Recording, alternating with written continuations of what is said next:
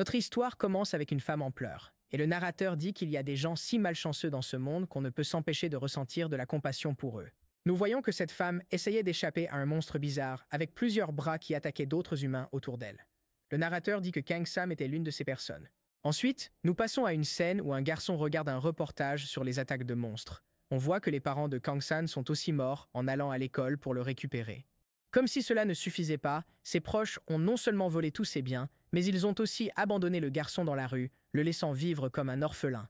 Vivre dans la rue a donné au garçon une détermination incroyable, le forçant à manger de la nourriture avariée pour survivre. Peu à peu, il a trouvé un emploi, étudiant comme un homme possédé, ne dormant que 4 heures par jour entre le travail et l'école. Il était très talentueux et travailleur, mais le destin a toujours été cruel et ne lui a jamais accordé la moindre chance. Une série de malheurs s'est abattue sur lui. Quand il est allé passer un examen, son appendice a éclaté et il a dû abandonner. Il a tenté un autre examen, mais le bus dans lequel il était s'est renversé à mi-chemin et il est arrivé en retard, ratant l'examen. Un jour, alors qu'il s'apprêtait à sortir, un vélo est tombé et a bloqué sa porte, le piégeant à l'intérieur et l'empêchant d'aller à l'école. Malgré ses efforts, des incidents malchanceux comme celui-ci continuèrent de se produire, menant le protagoniste à une vie d'échec. Il était prêt à renoncer à devenir chasseur ou à avoir un bon emploi, mais il gardait un dernier espoir si tout échouait, l'éveil. Certaines personnes, choisies par les dieux, naissent avec des talents cachés qui s'éveillent à 20 ans. L'éveil était la moitié du chemin pour devenir chasseur. Et c'est pourquoi Kang s'entraînait autant qu'il pouvait pour renforcer son corps pour le jour de son éveil. Mais même cela n'a pas marché pour lui, car le jour de l'examen pour déterminer son rang de chasseur, il a reçu un rang F, le plus bas de tous. L'examinateur a dit qu'il n'avait aucun talent, et que s'il y a 1% de gens avec un don naturel qui atteignent le sommet, le protagoniste serait dans le 1% en bas. Même le pire. Pour aggraver les choses, l'examinateur a même laissé échapper un petit rire face à la situation, et même s'il s'est excusé, tout cela a brisé l'esprit du protagoniste. Après tout ce temps, l'histoire se coupe au présent où le protagoniste a maintenant 25 ans. Une créature semblable à un loup attaque le protagoniste, qui tente de se défendre avec son bouclier. Son effort pour bloquer l'attaque est si intense qu'il se casse même le bras. La créature se précipite sur lui, la rage dans les yeux, prête à l'achever avec ses dents. Mais le protagoniste attrape les pattes du loup et le regarde avec détermination, montrant qu'il ne se laissera pas abattre aussi facilement. Il saisit le bras de la créature et le renverse vers le bas pour essayer de déséquilibrer le loup. Et alors qu'il tombe, le protagoniste lui assène un coup de genou solide en plein museau. La créature s'écrase alors violemment au sol, renversant tout sur son passage. Le protagoniste regarde ensuite quelqu'un et la supplie d'utiliser sa magie pour l'amour de Dieu, car les choses tournent mal pour lui. Cette personne commence à charger une boule de feu et traite le protagoniste de bouclier humain, lui disant d'attendre car elle se concentre encore sur sa magie. Kang réalise qu'il est dans une mauvaise situation. Il explique qu'il a formé une équipe avec ce mage et un autre tank, mais il regrette de l'avoir fait. Ils sont entourés et l'autre tank a déjà perdu un bras au milieu de tout ce chaos.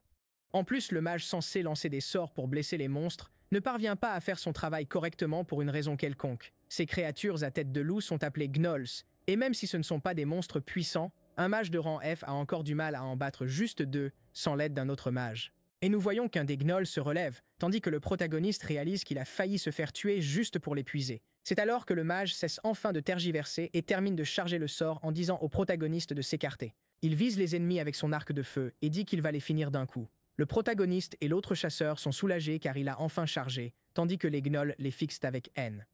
Finalement, le mage libère son sort et la flèche enflammée s'élance en direction des 2 monstres, mais il manque sa cible et la flèche s'écrase au sol avant même d'atteindre les ennemis, qui demeurent là, sans rien comprendre. Le protagoniste panique et maudit le mage, disant qu'il a gâché de la magie en tirant la flèche au sol et que maintenant ils sont fichus. Leur conversation est interrompue quand l'autre chasseur laisse tomber son épée et que le protagoniste voit qu'il est au sol, presque dévoré par un gnoll. Sans son épée, il ne peut que demander de l'aide au protagoniste. Mais il combat aussi l'autre gnoll et dit au guerrier de tenir bon, il arrive. Au milieu du chaos, il jette un œil et voit que le mage a ouvert un portail, réalisant qu'il fuit et les abandonne. Le mage avec le visage le plus éhonté possible dit qu'il a vu que les 3 allaient mourir, donc au moins l'un d'eux devrait survivre. Et il se moque même du protagoniste, le traitant de bouclier humain, ce qui le rend furieux. Le narrateur dit que le protagoniste était un tank, souvent le rôle donné aux gens sans pouvoir, d'où le nom de boucliers humains. Personne ne serait étonné s'ils mouraient à tout moment, car ils étaient en vue comme des outils jetables par les personnes de rang supérieur. Réalisant cette réalité et voyant l'autre chasseur sur le point d'être dévoré par le gnoll qui l'attaque, le protagoniste envisage même de fuir par le portail encore à moitié ouvert. Mourir en sauvant quelqu'un sans valeur serait une fin insensée pour sa vie. Mais avant de traverser le portail, quelqu'un l'interrompt, disant qu'il a été choisi par Azmaun, le dieu des épreuves et de la souffrance. Il ne comprend rien et reste simplement devant ce mur, tandis que nous voyons que cette personne est en réalité une belle femme aux cheveux blancs. Le protagoniste s'énerve et demande où est passé le portail, celui qui était là il y a un instant. Mais la femme pousse simplement un cri absurdement fort, disant qu'à partir de maintenant, il devra subir une épreuve pour payer le karma de sa vie passée. Kang ne comprend rien à ce qu'elle dit et ne peut que se couvrir les oreilles pour se protéger du cri explosif de la femme. Il se demande ce qu'elle entend par vie passée, puis la femme saute du mur et atterrit devant lui, fissurant le sol. Le protagoniste n'a même pas le temps de comprendre ce qui se passe lorsqu'un gnoll surgit derrière lui et le transperce de ses griffes. La femme le regarde dans cet état avec un sourire étrange et lui demande de faire le bon choix. Puis l'histoire passe à un autre chasseur attaqué par le gnoll. Toujours vivant, il lutte pour s'échapper. Il se demande où tout a mal tourné dans sa vie et on découvre que son nom est Kim Chun-sik. Ensuite, un flashback montre la vie de ce chasseur. Il vivait avec ses parents, mais son père, ivrogne, frappait sa femme. Ne pouvant plus supporter cela, elle a choisi de les quitter. Mais peu après, son père mourut dans un accident de voiture, laissant Kim avec sa grand-mère comme seule famille.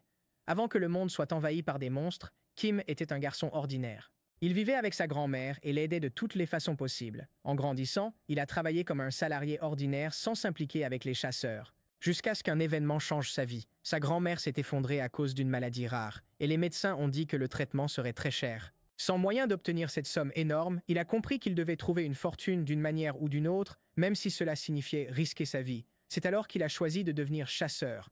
Mais il a aussi raté l'examen de Hunter à 20 ans, donc ça semblait mal parti pour lui. Sa grand-mère était sa seule famille, et il ferait tout pour la protéger. Avec beaucoup d'efforts, il a enfin réussi à devenir chasseur. Mais maintenant, nous sommes au présent, où il est attaqué et près de mourir dans ses souvenirs. Kim regrette d'avoir accepté la proposition d'un mage pour une mission, et il soupçonnait déjà que ce type l'abandonnerait un jour. Sur le point de perdre contre le Knoll, il pense à comment sa grand-mère se débrouillera sans lui pour l'aider avec son traitement. Mais ensuite, de nulle part, le loup cesse d'attaquer et nous voyons une épée le frapper juste près de l'oreille, mettant fin au monstre. Kim est sous le choc et n'a aucune idée de ce qui vient de se passer ou comment il est encore en vie. Et pour expliquer que l'histoire revient quelques instants en arrière, au moment où Kang a été frappé par les griffes du loup, cette femme le désigne et dit que dans sa vie antérieure, il était un démon et explique que c'est pourquoi sa vie actuelle est entourée de malheur. Le protagoniste ne comprend rien, pas même comment il est encore en vie après avoir reçu ce coup. Mais la femme pose simplement sa main sur la griffe du loup et elle disparaît comme du papier. Il touche son ventre et se rend compte que la blessure de l'attaque du loup a déjà guéri, comme si elle n'avait jamais eu lieu. Puis Kang demande à la fille ce qui se passe et s'il l'a bien entendu. Elle réexplique qu'il était un démon. On voit brièvement une image de quelqu'un ressemblant au protagoniste dans une vie passée. Kang ne comprend toujours pas, mais la femme dit que c'est à lui de choisir de la croire ou pas. Mais elle avertit que s'il ne résout pas son karma passé, il ne vivra jamais heureux. En complétant les épreuves, il peut purifier ses péchés passés. Il gagnera des récompenses selon la difficulté de l'épreuve, donc il doit accepter cette mission, car c'est le seul moyen pour lui de vivre heureux. Elle court vers le protagoniste, qui n'est pas sûr de quoi faire, et dit qu'il est temps de commencer la première épreuve. La mission est d'escorter le chasseur, Kim Chun-sik, hors du monde actuel en sécurité. Le protagoniste lui dit d'arrêter de dire des bêtises, car à deux, ils n'ont même pas pu gérer les monstres avant, alors que faire maintenant? Elle coupe le garçon en sortant une feuille bleue lumineuse et dit que c'est sa récompense pour la mission. Revenons à quand Kim était presque mort, on voit le protagoniste courir vers les monstres, épée en main. Les deux gnolls le voient, et l'un d'eux attrape un bâton, prêt à se battre. Alors qu'il fonce sur lui, le protagoniste ouvre quelque chose, libérant un sort magique. L'épée du protagoniste est enveloppée par cette magie, révélant un sortilège qui rend sa lame nettement plus tranchante. Avec cette puissance, il se précipite vers les ennemis, utilisant son bouclier pour parer leurs attaques. Il traverse le champ de bataille avec une vitesse qu'il ne savait même pas posséder, esquivant toutes les attaques entrantes. À la fin, il glisse sous l'un des monstres et, en levant son épée, il assène un coup net qui transperce complètement le gnoll. Le monstre hurle de douleur, et profitant de ce moment de distraction, le protagoniste porte le coup final avec son épée. Avec la rage dans les yeux, il continue à enfoncer son épée de toutes ses forces, tandis que l'ennemi essaie d'utiliser sa griffe pour le repousser. Mais c'est trop lent, et avant qu'il n'attrape le protagoniste, il s'effondre, vaincu au sol pour ne plus jamais se relever. La griffe du monstre a blessé légèrement le bras de Kang, qui est soulagé qu'au moins un gnoll soit à terre. Et dans ce moment d'inattention, l'autre gnoll manque de peu d'arracher un morceau du protagoniste, mais il esquive à la dernière seconde. Kyung jure en voyant que son épée est coincée dans l'autre ennemi, et il doit trouver un moyen de la récupérer pour gagner. Il entend la voix de cette femme dans sa tête, l'avertissant que les épreuves poussent une personne à risquer sa vie et qu'il doit garder cela en tête. Il sort un poignard et décide d'affronter la bête, sautant sur elle et lui disant de venir avec tout ce qu'elle a. Il se défend contre le coup de griffe de l'ennemi et, à cause de son bras blessé, il manque de laisser tomber le poignard. Mais il s'accroche fermement et, avec effort, parvient à frapper le gnoll à un point vital, enfonçant la lame de toutes ses forces. Le monstre s'effondre, sans vie, et le protagoniste respire, soulagé d'avoir réussi.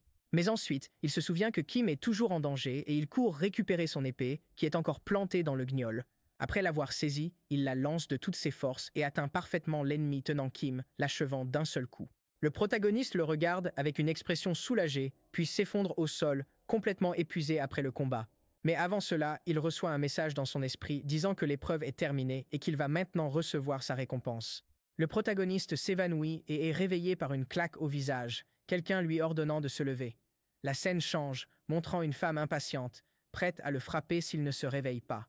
Kang est encore étourdi, mais la fille lui tend un papier en disant que c'est sa récompense pour avoir fini la mission. Le protagoniste ne comprend pas et demande pourquoi ce n'est qu'un papier. Mais la fille se fâche et lui dit d'être reconnaissant car elle a pris la peine de l'imprimer pour lui. D'un coup, le papier se transforme en un écran de système high-tech et la fille est surprise, disant que les temps ont vraiment changé. Apparemment, elle termine en disant qu'il n'a pas encore complété la mission et que la prochaine fois, il ne devrait pas simplement s'évanouir sans raison, puis elle dit simplement au revoir et disparaît. Le protagoniste examine sa récompense et réalise qu'il a reçu plein de nouvelles capacités d'un coup. Parmi elles, une capacité de guérison 3 étoiles qui, en plus de soigner, lui permet de sacrifier ses PV pour récupérer plus que d'habitude. Et l'autre est une capacité d'évolution qui augmente sa défense et indique que lorsqu'il atteindra 50 pouvoirs sacrés, il évoluera. Le protagoniste explique que la plupart des chasseurs n'ont que des compétences d'1 étoile. Les rangs D et plus peuvent acquérir des compétences à 2 étoiles, tandis que celles à 3 étoiles sont pour les plus chanceux. Il est donc très content, car ses efforts ont enfin été récompensés par une compétence puissante. Mais il se rappelle que la fille avait dit qu'il n'avait pas fini la mission, car il devait encore escorter Kim hors d'ici. Il va vers son ami au sol, s'excuse de s'être distrait et de l'avoir oublié, se demandant s'il n'est pas déjà mort. Kang remarque sa faiblesse et qu'il n'y a pas assez de temps pour l'emmener à l'hôpital. Le protagoniste se souvient de ses capacités de guérison et comprend pourquoi il a reçu la récompense à ce moment. Il dit à Kim qu'il va s'en sortir, puis commence à utiliser sa magie sur lui. Son corps était gravement blessé par les attaques du gnoll, mais la magie du protagoniste commence à guérir toutes ses blessures complètement après cela. La scène se coupe à l'extérieur du bureau de gestion des chasseurs. Nous voyons ce mage traître d'avant marcher vers une pièce, se plaignant de pourquoi ils l'ont soudainement appelé là-bas. Il entre avec arrogance, leur disant de se dépêcher car il est pressé. Mais à l'intérieur, plusieurs chasseurs confrontent le mage, Moon Sung-min, disant qu'ils doivent discuter de la dernière mission à laquelle il a participé. Mais il n'était pas seul dans la pièce car le protagoniste était aussi là, et quand Moon le voit, il est choqué, réalisant que le gamin a survécu. Les chasseurs disent à Moon de s'asseoir tandis qu'il essaie de fuir par la porte, alors ils ordonnent qu'il soit immobilisé. Le lâche essaie de s'enfuir dans le couloir, mais est maîtrisé par une autre chasseuse qui l'immobilise, disant qu'il a abandonné un camarade lors de sa dernière mission. Elle continue et explique qu'un commandant d'escouade abandonnant ses camarades dans l'autre monde est un crime grave. Moon essaie de s'en sortir en demandant s'ils ont des preuves qu'il les a vraiment laissés là exprès. Mais la chasseuse lui montre un écran et dit qu'ils ont tout enregistré, donc il n'a aucun moyen de le nier, car lorsque son sort a échoué, il n'a pas hésité une seconde à fuir, et cela sera utilisé contre lui au tribunal. Il commence à paniquer en apprenant qu'il a été enregistré, et dans la pièce voisine, le protagoniste écoute tout. La chasseuse va lui parler et le remercie pour son aide, disant que cette preuve aidera à résoudre l'affaire, et ajoute que cela a dû être vraiment difficile pour lui de traverser tout cela. Elle dit qu'il y a eu beaucoup de cas de chasseurs tuant d'autres dans l'autre monde, mais avoir des preuves était très rare. Heureusement, le protagoniste enregistre toujours ses missions, et c'est bien qu'il l'ait fait cette fois-ci aussi. Le narrateur explique qu'il était facile pour quelqu'un de tuer dans l'autre monde. C'est pourquoi les chasseurs choisissaient toujours leur partenaire avec soin. Pour Mood, il a perdu son calme quand son attaque a échoué, agissant sans culpabilité. Dans l'esprit du mage, ils étaient juste des boucliers humains qu'il payait pour se sacrifier à sa place.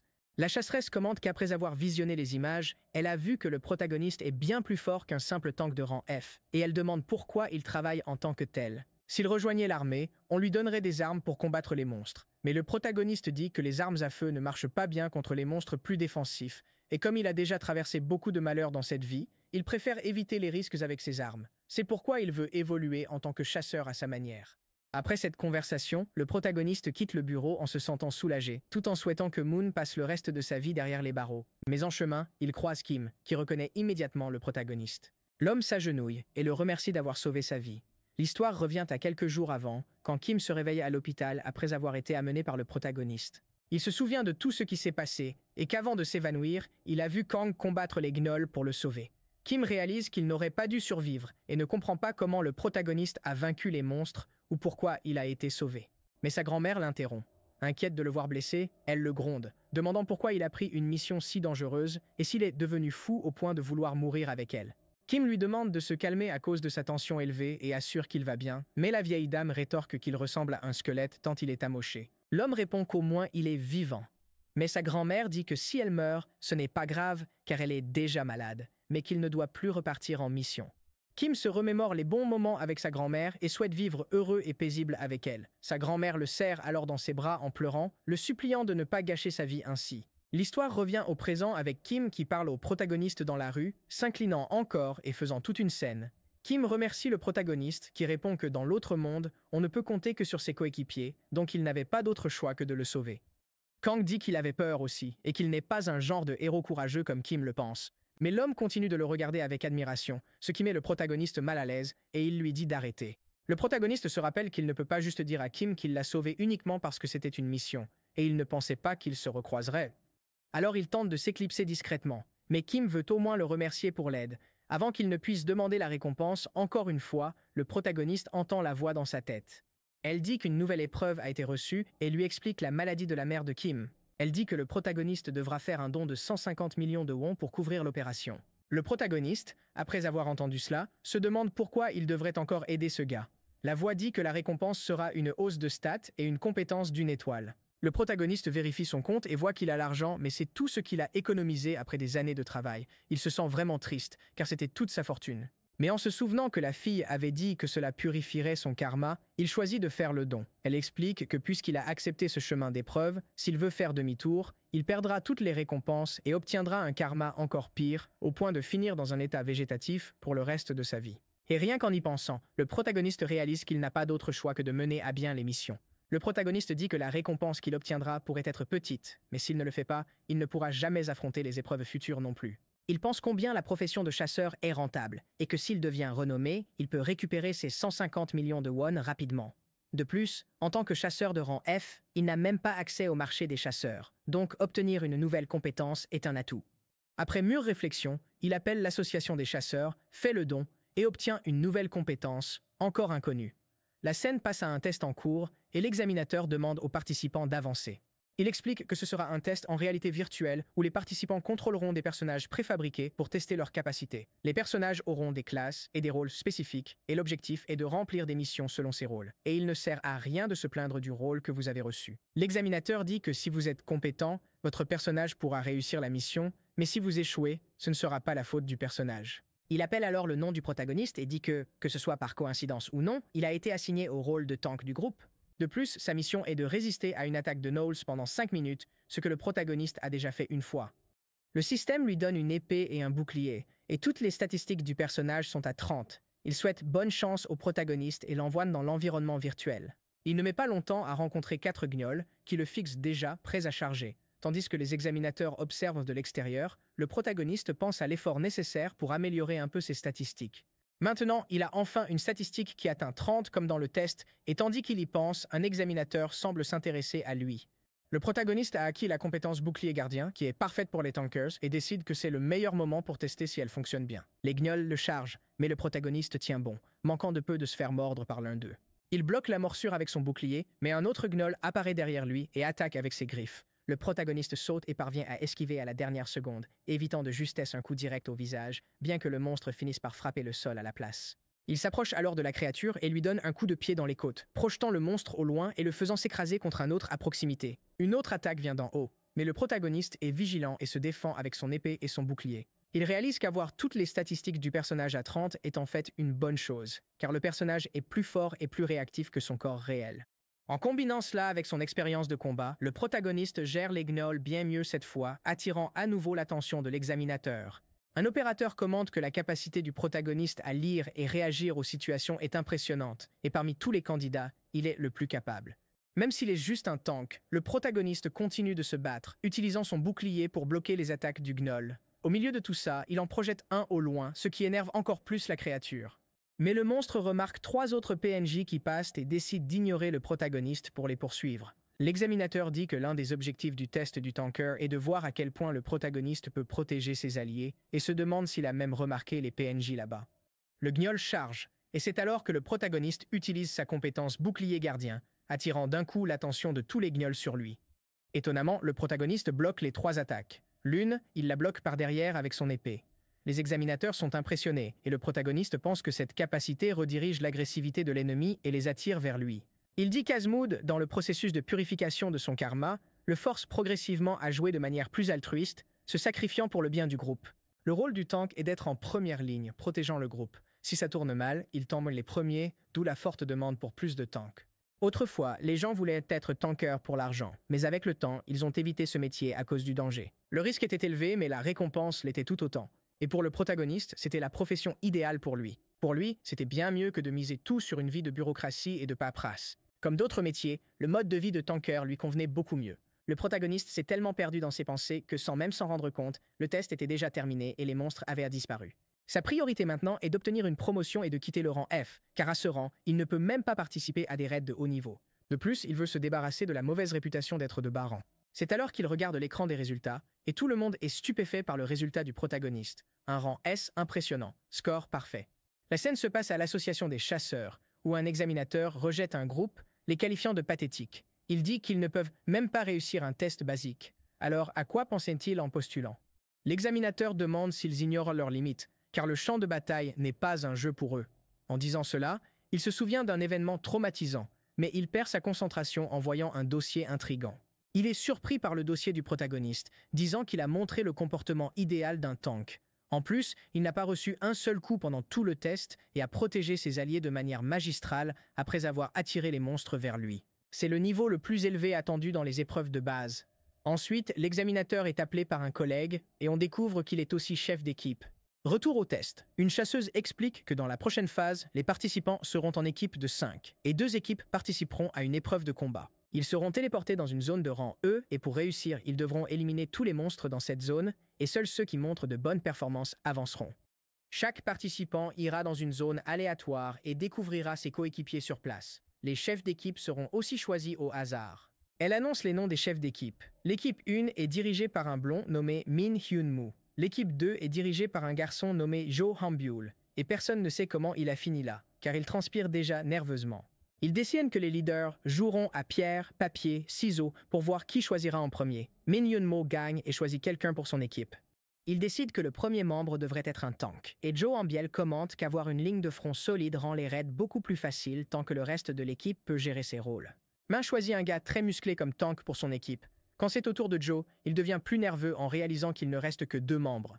Il regarde Kang-san et demande s'il est vraiment un tank, vu qu'il est si maigre. Mais bon, quelqu'un qui peut faire le tank, c'est mieux que rien, alors il le choisit pour l'équipe. La sélection des équipes continue un moment jusqu'à ce qu'elle se termine et que les équipes soient la complète. L'examinateur explique que dans une vraie bataille, personne ne les protégera, donc ils devraient utiliser la pause de 30 minutes pour se préparer au test et faire connaissance avec leur équipe. L'équipe de Min se réjouit d'avoir une solide ligne de tankers, et le leader dit que si tout le monde reste à sa position, tout ira bien et ils commencent à planifier leur stratégie. Pendant ce temps, dans l'équipe du protagoniste, les choses ne vont pas bien et l'atmosphère est terrible. Voyant le leader trop nerveux pour parler, le protagoniste engage la conversation et demande s'ils vont aussi planifier une stratégie. En entendant cela, Joe crie maladroitement, tentant de motiver l'équipe en demandant si quelqu'un a déjà une stratégie en tête. Pendant qu'ils discutent, l'examinateur continue de fixer le protagoniste. Il commente le passage du protagoniste et les tests ratés, disant qu'il a du potentiel mais manque de talent. Puis, les 30 minutes passent et les examinateurs annoncent que le test va commencer. La scène passe ensuite à l'intérieur de l'environnement virtuel où l'équipe de Min traverse un champ herbeux, chacun portant les tenues de leur classe attribuée. Le tank devant crie à tous d'esquiver et un ennemi surgit de nulle part, frappant son bouclier. Min ordonne à tout le monde de se regrouper, disant qu'un groupe d'orques armés est devant. Le tank utilise sa compétence corps de fer, augmentant sa défense et bloquant les attaques des orques. Min montre son leadership en ordonnant aux soigneurs de renforcer et soigner les tanks si besoin et dit aux autres d'attaquer les orques. L'archer tire une flèche sur l'un des orques, qui la bloque facilement avec sa main, mais ce n'était qu'une distraction pour que l'épéiste puisse s'approcher et frapper avec sa lame. L'orque se défend et leurs armes s'entrechoquent. Un orque saisit l'occasion pour essayer de surprendre le bretteur avec sa hache. Voyant cela, le tank utilise le bouclier gardien, la même compétence que le protagoniste a utilisée avant. Cela attire l'attention de l'orque maniant la hache qui charge le tank, et les deux s'engagent dans un affrontement entre hache et bouclier. Bientôt, les 2 autres orques rejoignent l'attaque, tous les 3 chargeant le tank en même temps, qui fait tout ce qu'il peut pour les repousser. Men estime qu'ils paraissent être en difficulté, mais avec les améliorations et les soins prodigués par les guérisseurs, ils devraient pouvoir tenir un peu plus longtemps. Alors lui et l'archer saisissent cette occasion pour tenter de surprendre les orques. Tout semble aller selon le plan, jusqu'à ce que Min entende un grognement au loin et se fige, ne sachant que faire. Lorsqu'il lève les yeux, une horde d'orques s'approche d'eux, tous lourdement armés. Il compte et voit 8 autres orques arriver. Il semble que les 3 premiers n'étaient aucun groupe de reconnaissance. Il attaque l'un d'eux et s'enfuit, ordonnant à tout le monde de se replier derrière le tank. Ce tank, dont nous apprenons maintenant que le nom est Jungsu, a du mal à maintenir les 3 orques en place et est sur le point de perdre son bouclier. Le soigneur lui crie dessus, disant qu'il doit tenir la ligne de front sinon ils vont tous mourir immédiatement. Pendant ce temps, les examinateurs observent tout de loin à l'aide de leur drone. Donc l'un d'eux prend un micro et commence à leur parler. Il dit que les participants oublient souvent un point. Le classement gouvernemental n'est pas seulement pour honorer les chasseurs, il assure aussi le niveau de compétence de chaque rang. Les gens font confiance à un chasseur de rang E pour gérer des missions de même rang, c'est attendu. Qu'un tank de rang F ait du mal contre des orques, c'était prévisible. S'il pouvait affronter ces orques seuls, il passerait déjà un test pour un rang supérieur à eux. Ce qu'il voulait dire, c'est que pour réussir ce test, il ne suffit pas qu'une seule personne soit compétente. Tous doivent être compétents, sinon ils échoueront ensemble. Min, presque à bout, dit que l'examinateur a raison. Si le tank tombe, ils échoueront tous. Il ordonne aux soigneurs de tout donner pour garder le tank en vie et dit que pendant qu'ils font cela, lui et les attaquants contourneront les orques par derrière. Min charge en avant et frappe l'un des orques avec son épée, manquant de peu d'être touché par la contre-attaque de l'ennemi. Pendant ce temps, le tank subit plusieurs coups et est sur le point de perdre son bouclier. La bataille continue, l'archer tire des flèches pour distraire les orques, et les guérisseurs font leur travail jusqu'à ce qu'après de nombreux efforts, ils réussissent à finir le test et à sortir de l'environnement virtuel. Le tank, le premier à sortir, s'effondre à genoux, inconscient et blessé. Les autres participants sont choqués, et une infirmière arrive pour donner les premiers soins.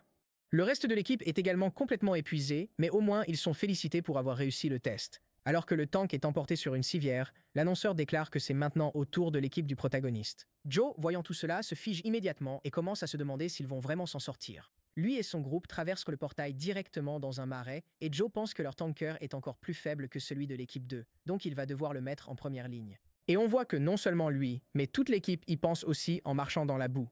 Pendant ce temps, le protagoniste est concentré quand soudain, ils entendent quelqu'un piétiner fort le sol. Joe crie pour avertir que quelque chose arrive et leur dit de se mettre en formation en sortant ses flèches. Un gobelin armé saute alors vers eux et atterrit dans la boue comme si de rien n'était. Les choses empirent. Les membres du groupe sentent leurs pieds s'enfoncer dans la boue. L'examinateur observe le test et explique que normalement, les chasseurs analysent le terrain avant chaque mission. Mais ici, ils n'ont pas cette chance et doivent s'adapter à l'environnement pendant la mission, contrairement aux gobelins. Observant que la situation se détériore, le groupe tente de s'échapper tandis qu'un gobelin surgit avec un poignard pour lancer une attaque. Cependant, son poignard rencontre un bouclier, car Kang-san s'est interposé pour parer l'assaut. Il enfonce son épée dans le gobelin, le faisant battre en retraite. Maintenant blessé, Kang leur dit alors de se calmer pour qu'ils puissent répondre aux attaques des gobelins. L'un des gobelins bande son arc et vise le protagoniste, qui dévie la flèche avec son épée. Puis il réalise que les gobelins coordonnent leurs attaques. En regardant de plus près, il remarque qu'un hobgoblin les contrôle depuis quelque part. Mais à ce moment-là, cela n'avait pas d'importance, car il avait la compétence idéale pour cette situation. Il active sa compétence Volonté du gardien, qui booste défense et régénération des points de vie selon le nombre d'ennemis. Cela lui donne assez de force pour envoyer les gobelins valser sans trop bouger. Tant l'examinateur que les autres membres de l'équipe du protagoniste sont stupéfaits par ce qu'ils voient. Joe en profite pour crier à tout le monde d'attaquer ensemble, et ils ne perdent pas de temps. Ils commencent à vaincre les gobelins un par un, tous inspirés par la force du protagoniste, qui remarque que sa compétence faiblit à mesure que les ennemis disparaissent. Sa défense et sa régénération baissent. Moins il y a d'ennemis, plus le protagoniste trouve cette capacité fascinante. Mais ce n'est pas fini, car il ressent une secousse au sol et dit à tout le monde de se replier. Il lève son bouclier pour bloquer, mais voit que c'était une attaque d'un orque de haut niveau, et personne ne comprend pourquoi. C'est dans une zone de rang E. C'est un monstre de rang D, donc le groupe pense qu'il y a eu une erreur dans le test. Ils se préparent à battre en retraite, mais le protagoniste voit Asmund assis calmement sur l'épaule de l'orque. Alors que le protagoniste se demande pourquoi elle est apparue soudainement, on voit que même les examinateurs ignoraient ce monstre. Ils contactent un chasseur supervisant le test, et il dit qu'ils ont vérifié 3 fois avant, mais n'ont trouvé aucun signe de cet orque. Le chasseur et son partenaire disent qu'ils vont stopper le test car ils ne peuvent pas voir d'autres participants se faire éliminer. L'examinateur intéressé par le protagoniste leur dit d'attendre et de voir ce qui arrive. Mais l'examinateur avec des lunettes dit qu'il doit être fou puisque les médias les surveillent de près depuis les derniers incidents où des chasseurs ont été éliminés. Le chasseur nommé Kim Young Ministry dit qu'il comprend les préoccupations, mais qu'il sait ce qu'il fait et qu'il n'est pas du genre à agir sans réfléchir. Il dit que si ça devient trop grave, il ira régler le problème lui-même, donc il ne devrait pas s'inquiéter et donner plus de temps au groupe. Mais deux examinateurs pensent qu'il plaisante puisque Myung-min avait déjà été expulsé du champ de bataille pour ce comportement. Même avec le risque que plus de participants soient éliminés, l'examinateur avec des lunettes est d'accord et dit juste que Myung-min devra assumer toute la responsabilité si quelque chose se passe. De retour à Asmoon, qui vient de se réveiller, il dit que c'est la 3e épreuve du protagoniste et qu'il doit veiller à ce que tous les membres de son équipe survivent. Si quelqu'un est éliminé par l'Orkut, la vie reposera sur le protagoniste. Et il réalise que sa voix est juste dans sa tête et que personne d'autre ne peut entendre ou voir la fille. Elle termine l'explication en disant que si l'un d'eux meurt, tout le karma retombera sur le protagoniste, mais comme il a déjà vécu quelque chose de similaire, il s'en sortira très bien. Avant que le protagoniste ne pose plus de questions, Asmoon lui dit au revoir et lui demande de faire de son mieux. Disparaissant au milieu de l'attaque de l'orque, le protagoniste évite de justesse le coup en plein visage et l'esquive à la dernière seconde, le coup frappant la boue. Ça va être une bataille difficile, se plaint-il, car il vient juste de passer rang E et maintenant on le fait déjà affronter un monstre de ce niveau. Il maudit Asmund et dit qu'elle, comme tous, veut qu'il disparaisse à cause du karma de sa vie passée. Même ainsi, abandonner n'est pas une option pour le protagoniste, et il dit à tout le monde de se préparer à attaquer car il va retenir les attaques de l'orque. Il lève son bouclier alors que l'orque lève sa hache, prêt à frapper de toutes ses forces. À chaque pas de l'orque, la boue éclabousse partout. Le protagoniste se prépare à encaisser. Il esquive alors à la dernière seconde et, épée en main, se précipite sous l'orque. La créature le remarque et, pleine de rage, balance sa hache vers le protagoniste, mais le garçon parvient à esquiver en tournant en arrière à ce moment-là. Il ressent le vent fort du mouvement de la hache de l'orque, et cela suffit à lui faire réaliser qu'un seul coup de l'orque serait la fin pour lui. Joe, bien qu'effrayé, tire une flèche et crie à l'équipe que le tank se bat pour les protéger. Ils doivent donc se battre aussi. Mais tous avaient déjà abandonné et sont presque paralysés par la peur. Un d'eux se demande même s'ils ont perdu la tête dans cette situation. Le gars blâme même le protagoniste, disant que s'il ne s'était pas précipité, les examinateurs auraient déjà stoppé le test. Au lieu de réagir, il demeure immobile, se questionnant sur les actions de l'administration. Pendant que Myung-min observe tout cela en silence, Jo s'élance et décoche ses flèches sur les gobelins, en éliminant 2. Les 2 autres chasseurs, bien qu'ils soient effrayés, aident quand même dans la bataille. L'un d'eux fait léviter un arbre et le lance sur l'orque. Le monstre se retourne après avoir été touché par Joe et essaie de les charger, mais est arrêté par le protagoniste, qui utilise son épée pour blesser son pied. Même en attaquant de toute leur force, l'orque ne tombe pas et s'énerve encore plus, entrant en mode berserker. Le protagoniste n'en revient pas qu'un tel monstre puisse encore passer en mode berserker, mais à sa grande surprise, l'orque l'attaque à une vitesse incroyable. À ce moment-là, on ne voit pas ce qui est arrivé à Kang, tandis que Myung-min observe simplement, et Jo ne peut que crier le nom du protagoniste. Après le chaos, on voit que le protagoniste a été projeté loin par le coup de l'orque. Il tente de se relever, mais l'orque surgit et lui donne un coup de poing que le protagoniste bloque avec son bouclier. L'orque utilise alors sa main libre pour le frapper avec le manche de la hache, le jetant au sol. L'examinateur avec des lunettes dit que les choses sont déjà allées trop loin et qu'il devrait intervenir immédiatement, mais Myung-min continue d'observer en silence. Pendant ce temps, le protagoniste parvient à échapper à l'ogre et glisse, portant un coup à la jambe du monstre avec son épée. Mais, étant déjà épuisé, l'aura de guérison du protagoniste s'active et ses points de vie se régénèrent. Cependant, cela ne suffit pas à guérir son épuisement. Tandis que ses coéquipiers lui demandent s'il va bien, il commence à se demander s'il ne devrait pas abandonner. Mais après y avoir réfléchi, il réalise que la clé de la victoire est simplement d'empêcher l'orque de dépasser un certain point, alors il rassemble toute la motivation qu'il lui reste et dit qu'il va retenir l'orque là jusqu'à la fin pour que tout le monde puisse s'en sortir vivant. Il crie à ses compagnons de ne pas s'inquiéter et de continuer à se battre, affirmant qu'il peut tenir. Au milieu du désespoir de l'examinateur et des orques tombés, le groupe du protagoniste continue d'attaquer l'orque. Kang réalise alors que l'orque commence aussi à se fatiguer, et dit à tout le monde de tenir encore un peu car ils peuvent gagner. Mais l'orque est aussi en colère qu'il est fatigué et assène un autre coup puissant au protagoniste, l'envoyant voler à nouveau. Maintenant, le groupe est déjà habitué au mouvement de l'orque et profite de l'ouverture pour le bombarder d'attaques. Après tant d'attaques, l'orque finit par tomber à genoux et Joe commence à se sentir soulagé, disant qu'ils ne vont pas. Soudain, l'orque pousse un rugissement et lance sa hache vers le protagoniste avec toute sa force restante. Joe crie au protagoniste de faire attention et Kang se prépare, se demandant s'il pourra la bloquer. Mais à mi-chemin, il se rend compte que quelque chose ne va pas et que la hache ne lui était pas réellement destinée. La hache se dirigeait en fait vers le chasseur qui s'était plaint du protagoniste plus tôt, et à cause du chaos de la bataille, il avait complètement oublié que ce type était même là. Voyant cela, le protagoniste panique car il se rappelle que si une personne tombe, il subira une pénalité à son karma. Il tente donc de courir vers son coéquipier, mais la scène se coupe et nous restons sans savoir ce qui s'est passé. Ensuite, l'examinateur portant des lunettes s'excuse pour l'incident, en disant que c'était entièrement leur faute et qu'ils vont les dédommager pour le risque encouru. Joe et les autres chasseurs se plaignent, disant qu'ils savaient que c'était une erreur, mais le protagoniste se sent coupable car tout est arrivé à cause de son karma. Étonnamment, Myung-min s'excuse aussi et dit qu'il assumera toute la responsabilité de ce qui s'est passé. Mais quand la scène change encore, on voit le chasseur vivant derrière lui, laissant un mystère sur ce qui s'est vraiment passé à la fin du test et comment il a survécu. L'examinateur invite le protagoniste à une discussion privée. Le protagoniste est alors escorté dans une autre pièce, où on lui propose du thé et des gaufres. Myung-ma commence par demander s'il est vrai qu'il a toujours travaillé comme bouclier humain pendant les 6 dernières années, et le protagoniste confirme. Il dit qu'il a été impressionné par la capacité du protagoniste à s'adapter aux situations et, pendant un moment, a cru qu'il était déjà assez bon pour vaincre un York classé. Le protagoniste comprend enfin pourquoi ils ont passé tant de temps sans rien faire, et même Asman n'est pas intervenu. L'homme va alors droit au but et dit que son objectif est de faire rejoindre les Rangers au protagoniste, le groupe dont il fait partie. Il explique que pour l'instant, il agit seulement en tant qu'examinateur, mais qu'il redeviendra Ranger dans quelques mois et dit même qu'il peut inscrire le protagoniste s'il le souhaite. Ainsi, il pourra travailler comme employé à temps plein ou s'il préfère comme mercenaire. Il dit qu'il a été impressionné et nous découvrons ce qui s'est passé dans la forêt. À la fin du test, le protagoniste a réussi à écarter son coéquipier à la dernière seconde et a pris le coup de hache de l'orque en pleine poitrine. Il est tombé en arrière et ses coéquipiers ont craint qu'il soit KO. Mais ensuite, la volonté de son gardien s'est activée, il a été soigné et a reçu un boost de défense. Myung-min dit que peu de gens auraient pu faire cela et lui demande encore s'il veut rejoindre les Rangers en lui proposant de signer un contrat. Kang n'arrive pas à croire qu'un groupe aussi renommé que les Rangers, qui recrutent généralement seulement des cases spéciaux, ait décidé de le recruter. Maintenant, il peine à croire que c'est réel et envisage de signer, mais il s'arrête pour réfléchir plus. Les Rangers combattent les monstres envahisseurs et voyagent parfois vers d'autres mondes pour leur mission. Et ce serait l'endroit idéal pour qu'Asmund embrouille le protagoniste et en parlant d'elle, au moment où le protagoniste touche le contrat, ses lettres changent et un message apparaît disant que la 4e épreuve est sur le point de commencer. Il doit rejoindre les Rangers et protéger le monde. S'il réussit, il obtiendra une info spéciale. Ainsi, le protagoniste, sans choix, décide d'accepter. Le protagoniste s'essuie même les yeux pour vérifier s'il a bien lu. Et ce faisant, il voit une autre page indiquant qu'il peut terminer cette épreuve simplement en acceptant l'offre.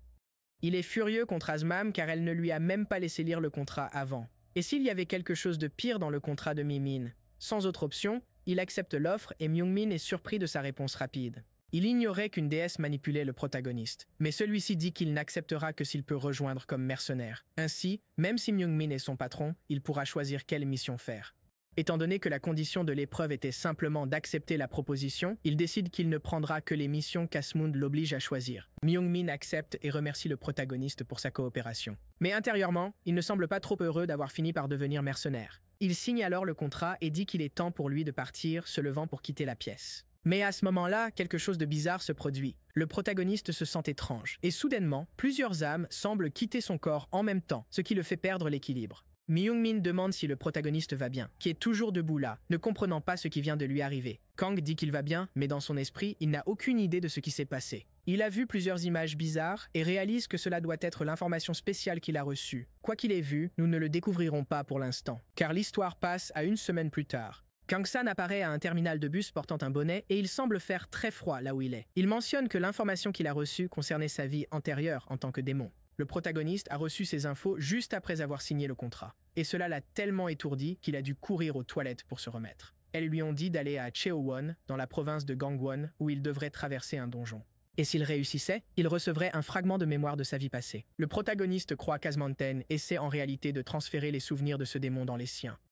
Le protagoniste dit que quand le monde se connecte à une autre réalité au-dessus, c'est un lien. Mais quand il se connecte à une réalité en dessous, c'est un donjon.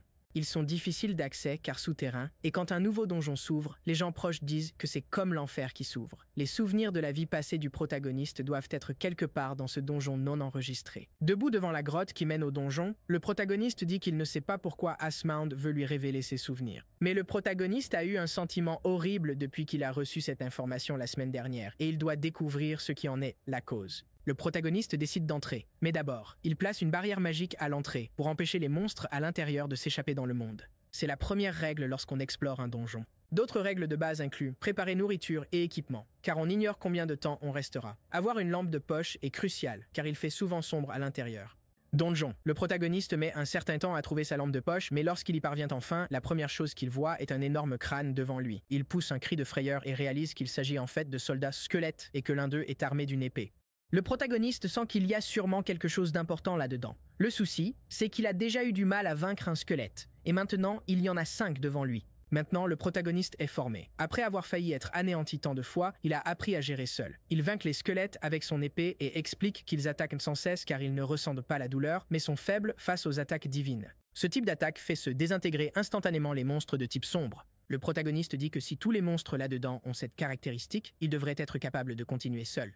Il s'étire un peu et dit qu'il se sentait étrange avant d'entrer dans la grotte, mais maintenant ce sentiment s'estompe lentement à mesure qu'il avance. Kang pense même qu'Asmund a peut-être enfin décidé de lui offrir un vrai cadeau après toutes les épreuves traversées.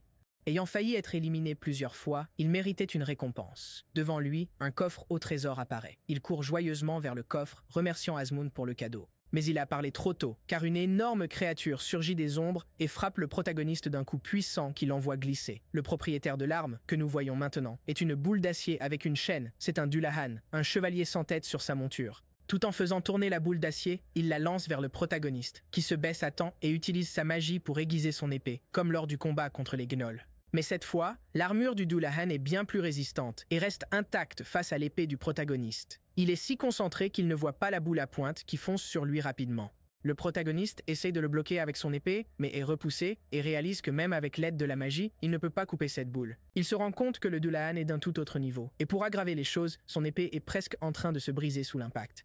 Kang fait de son mieux pour esquiver les attaques du Dullahan, mais il sait que si son épée se brise, il n'aura aucune chance contre un monstre de rang D comme celui-là. Cependant, il remarque un détail. Dans la mission reçue d'Asmund, il était seulement mentionné de nettoyer le donjon, sans préciser comment. Ainsi, Mefang a dit qu'il devait risquer sa vie en affrontant le Dullahan comme il le faisait. Il réalise que le coffre pourrait être la récompense qu'Asmund lui a mentionnée, donc sans perdre de temps à poser des questions, il décide de simplement prendre le coffre et de s'enfuir avec. Mais il doit encore trouver comment esquiver le Dullahan pour fuir, et se demande comment une créature sans tête sait où il est pour attaquer. Pendant un moment, le protagoniste pense à prendre le risque et à s'enfuir au hasard comme un fou. Mais ensuite, il réalise quelque chose. Le chevalier n'a pas Dieu, mais son cheval en a, et il utilise certainement sa vision pour le localiser. Alors il lance sa lampe de poche en l'air, parvenant à aveugler le cheval pendant quelques secondes. Le Dalian est désorienté par le mouvement erratique du cheval et commence à balancer sa boule de fer dans toutes les directions, mais le protagoniste profite de l'occasion pour s'enfuir avec le coffre. Au milieu de ce chaos, le chevalier repère où le protagoniste est allé et le pointe du doigt. Mais Kang n'est pas bête. Il ne reste pas là à attendre et court vers l'entrée du donjon. Seulement, il avait oublié la barrière qu'il avait placée là et explique qu'elle ne bloque pas seulement les monstres, mais piège aussi les humains à l'intérieur et met du temps à se désactiver. Par un heureux hasard, pour la toute première fois de son existence, la barrière s'évanouit instantanément et il réussit à sortir de la grotte sans une égratignure. La grotte s'effondre alors, scellant l'entrée, et le protagoniste réalise qu'il n'aura plus besoin d'utiliser la barrière pour sceller l'endroit. Après toute cette épreuve, le protagoniste a enfin le temps d'ouvrir le coffre, et à l'intérieur, il y a une compétence et, étrangement, une bouteille d'eau. Le protagoniste boit la fiole contenant la compétence, améliorant ainsi sa capacité de bouclier de gardien, augmentant sa guérison et sa défense. Il ne sait pas s'il doit être heureux ou triste, car seules ses compétences de tank se renforcent. Ensuite, il ouvre la bouteille d'eau, se souvenant de comment il pensait que ses histoires de vies antérieures étaient absurdes, mais tout ce qu'Asmund a dit s'est avéré vrai. Le protagoniste dit qu'il se moque de l'intervention divine, mais si retrouver ses souvenirs peut l'aider à obtenir la vie qu'il souhaite, alors il fera tout ce qu'il faut. Il boit le liquide de la bouteille et a une vision du passé. Dans cette vision, un épéiste nommé Jang Hung, venant d'un lieu appelé Volcano, a vaincu plusieurs guerriers seuls et jure sur son nom de vaincre un démon maléfique. Il pointe son épée vers une silhouette au milieu du champ de bataille et l'appelle au combat. La créature s'élance vers le guerrier, qui dégaine son épée. Mais le combat ne dure pas longtemps. La scène change. Le guerrier est au sol, vaincu, se demandant pourquoi cela est arrivé. Tandis que le démon est au milieu du champ de bataille, le guerrier lui demande pourquoi il a pris tant de vies innocentes. Il se souvient de plusieurs familles heureuses, puis le souvenir passe à un enfant pleurant au milieu du champ de bataille. Le démon se gratte la tête et se demande ce que le guerrier veut dire, en demandant une raison pour ce qu'il fait. Il s'approche du guerrier tombé, et lorsqu'il révèle son visage, nous voyons qu'il ressemble exactement à Kang Santa. Puis il répond que la raison est simplement parce qu'il aime ça. Le guerrier est choqué par la réponse, mais n'a pas le temps de la traiter car le démon l'attaque immédiatement après. C'est à ce moment-là que le souvenir se termine et que le protagoniste se retrouve de nouveau dans la forêt, debout devant le coffre. Malgré la vision traumatisante, le protagoniste se rend compte qu'il a acquis deux nouvelles capacités à utiliser. La première est l'intelligence du démon. En plus d'une augmentation permanente de l'attaque, elle accroît également son attaque chaque fois que le protagoniste abat quelqu'un, et s'il le fait 100 fois, la compétence monte de niveau. La seconde est la première forme de l'épée démoniaque. Elle libère une entaille dévastatrice qui augmente l'attaque du protagoniste et inflige également un statut négatif à l'ennemi. En pensant à ces nouvelles compétences, le protagoniste se souvient de mauvais souvenirs de sa vie actuelle. D'abord, la perte de ses parents et ses proches, qui se sont disputés pour l'héritage. Même quand son bus s'est renversé, blessant plusieurs personnes, le protagoniste réalise que toutes ces mauvaises choses sont arrivées par sa faute et à cause des horribles actions qu'il a commises dans sa vie passée. De la perte de ses parents à tous ceux qui ont eu des accidents juste en étant près de lui. Au milieu de cette tristesse, le protagoniste reçoit un appel de Jung Min-hyuk, qui semble le connaître et lui demande s'il veut aider avec un petit boulot. La scène coupe, et le protagoniste va rencontrer Min-hyuk dans un diner. Il dit que cela fait un moment qu'ils ne se sont pas vus et qu'il a entendu dire que le protagoniste avait été promu. Il redemande si le protagoniste veut rejoindre son équipe de gestion chez Cheozeng, mais le protagoniste est encore déprimé et demande de quoi il parle.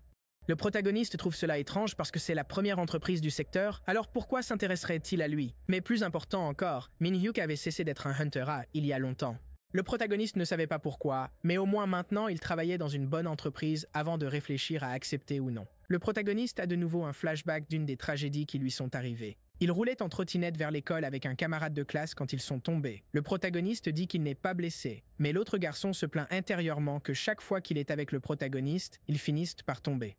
Le garçon se moque du protagoniste, disant que ça doit être une malédiction et qu'il a peut-être même envoyé ses parents dans la tombe. Le protagoniste se fâche en entendant cela, mais c'est Min-hyuk qui confronte le garçon, demandant si c'est vraiment quelque chose à dire à un ami. Le garçon demande pourquoi il crie soudainement, et Min-hyuk répond qu'il y a des choses qu'on peut dire à voix haute et d'autres qu'on ne peut pas. Il dit au garçon de s'excuser auprès du protagoniste, qui accepte et dit que ça va. Min-hyuk monte alors sur son scooter et continue son chemin, disant au protagoniste de le suivre tandis que le gardien de sécurité guide les étudiants. Puis la scène revient au présent. Min-hyuk dit que le protagoniste va bientôt participer à des raids de haut niveau puisqu'il est rang U et qu'avoir le soutien d'une entreprise l'aiderait beaucoup, car elle pourrait choisir les meilleurs coéquipiers pour lui et l'aider à progresser en tant que chasseur. Le protagoniste n'arrive pas à oublier ses souvenirs de démons et se demande s'il peut vraiment continuer comme chasseur. Il dit à Min-hyuk qu'il est venu au restaurant juste pour revoir le visage de son ami après tout ce temps. Le protagoniste allait lui demander quelque chose, mais il est interrompu lorsque Min-hyuk dit que le protagoniste n'a probablement pas été promu grâce à ses compétences et que s'il est devenu rang E, c'est probablement grâce à un examinateur qui a eu pitié de lui. Même un chasseur raté peut aller loin avec de l'aide. Il continue de parler au protagoniste, essayant de le convaincre de rejoindre l'entreprise, mais soudain, le protagoniste ressent quelque chose d'étrange. Il a une autre vision rétrospective du passé lorsqu'il était encore un démon, et commence à se sentir mal comme auparavant. Min-hyuk s'inquiète et demande s'il se porte bien, affirmant que s'il se surmène, alors il a véritablement besoin d'un agent compétent comme lui. Le protagoniste se sent ainsi car il a reçu un message sur son téléphone indiquant qu'il a officiellement rejoint l'équipe des Rangers. Il s'excuse auprès de Min-hyuk de devoir partir si vite, même si des années se sont écoulées depuis leur dernière conversation, mais ce n'était pas le moment de s'attarder là-dessus. Il dit qu'il est vraiment venu juste pour voir son ami et pour le remercier. Min-hyuk dit que ce n'est rien et lui tend le téléphone que le protagoniste avait oublié sur la table. Mais ils sont interrompus par un reportage annonçant qu'un portail de rang E s'était soudainement ouvert et que la zone où ils se trouvaient était considérée comme dangereuse. Min-hyuk dit qu'ils doivent trouver un abri et le protagoniste leur dit de suivre les gens qui courent vers les abris. Mais ensuite, un monstre lézard avec un trident géant traverse la fenêtre, brisant tout sur son passage. Il renverse les tables et atterrit sur un client qui tente désespérément de fuir. L'homme crie à l'aide pendant que sa femme regarde, inquiète et impuissante, et le protagoniste comprend qu'il doit agir. Min-hyuk lui attrape l'épaule et dit qu'ils doivent partir vite car d'autres monstres comme celui-ci arriveront bientôt et personne ne blâmerait un rang E de fuir pour se sauver. Il dit au protagoniste d'arrêter de jouer au héros et de partir avant qu'il ne le déchire en morceaux. Mais le protagoniste se remémore encore son passé. Kang voit que le monstre a déjà empalé un humain avec son trident et s'apprête à faire de même avec l'homme au sol. Le protagoniste sait qu'il doit l'en empêcher. Il continue d'avoir des flashs des personnes qu'il a anéanties dans sa vie antérieure. Il se décide enfin et active sa compétence de l'épée démoniaque, chargeant l'ennemi et le frappant d'un coup direct. Le monstre est envoyé valser et le vieil homme retrouve sa femme tandis que Min-hyuk reste là, stupéfait par les capacités du protagoniste. Kang dit qu'il est maintenant différent de celui qu'il était dans sa vie passée et demande à tout le monde de fuir avant que d'autres ennemis n'arrivent. Alors que Min-hyuk observe le protagoniste, stupéfait, le garçon affirme qu'il montrera à tous combien il a changé. La scène passe ensuite à après l'attaque. La police arrive et aide les civils rescapés de l'attaque des hommes lézards. Min-hyuk est au téléphone avec quelqu'un qui lui demande s'il a pu recruter le protagoniste. Il dit non, que c'était un recrutement dur, ce qui rend l'autre personne au téléphone assez irritée. Elle dit qu'il ne fait rien correctement et que, peu importe si Kang est de rang F ou E, Min-hyuk aurait dû utiliser la réputation de l'entreprise pour le convaincre. Min-hyuk essaie de s'excuser, mais la personne en a déjà assez et lui raccroche au nez. L'homme pousse un soupir de soulagement et commence à se remémorer le combat du protagoniste contre les monstres, disant qu'il ne connaît même plus vraiment Kang. De retour au protagoniste. Bien que le restaurant soit sécurisé, plus d'hommes lézards attaquent les civils. Le protagoniste se bat de toutes ses forces pour sauver tout le monde, mais les ennemis s'accumulent, rendant la tâche difficile pour lui seul. Il décide d'utiliser le bouclier des épreuves pour attirer l'attention des ennemis sur lui, mais cela ne fonctionne pas car il y a trop d'ennemis et il ne regarde pas tous dans sa direction. Il réalise qu'il est désavantagé, mais il sait que les renforts arrivent de bientôt, donc il doit juste tenir et protéger tout le monde jusque-là. Un homme lézard manque de toucher le protagoniste avec sa lance, mais il active la compétence volonté du gardien et renforce sa défense. Ainsi, il renforce son bouclier et frappe l'ennemi, déviant l'attaque. La bonne nouvelle, c'est qu'avec autant d'ennemis, il peut activer la compétence qui renforce sa défense, plus il y a d'ennemis autour. Le protagoniste utilise ses bonus pour attaquer avec son épée et réussit à en vaincre quelques-uns, mais il en reste encore beaucoup, ce qui pourrait devenir un gros problème s'il n'est pas prudent. Ou du moins, cela pourrait l'être sans sa nouvelle capacité. L'intelligence du démon, qui augmente son attaque chaque fois qu'il vainc un ennemi. Le protagoniste se laisse distraire un instant en regardant son épée, mais un cri de civil le ramène à la réalité. L'armée arrive enfin et les soldats tirent sur les hommes lézards, s'arrêtant seulement sur ordre. Le chef de peloton ordonne aux soldats de se disperser et de fouiller chaque recoin des bâtiments pour trouver des survivants. Nous voyons ensuite plusieurs soldats aider les civils blessés et éliminer toutes les créatures qui se trouvent sur leur chemin. Mais lorsque l'un d'eux fouille les décombres du bâtiment, il trouve le protagoniste complètement anéanti au sol, tenant seulement son épée tachée de sang. Le soldat reconnaît le protagoniste et l'emmène à son supérieur, où il regarde un enregistrement du combat qui a eu lieu dans le bâtiment quelques instants plus tôt. Le protagoniste est montré affrontant seul tous les hommes lézards, les découpant un par un avec de la haine dans les yeux. Voyant cela, l'officier commandant demande s'il est un ranger, mais ils ne savent pas et disent simplement que le protagoniste est apparu de nulle part et a commencé à s'attaquer aux monstres.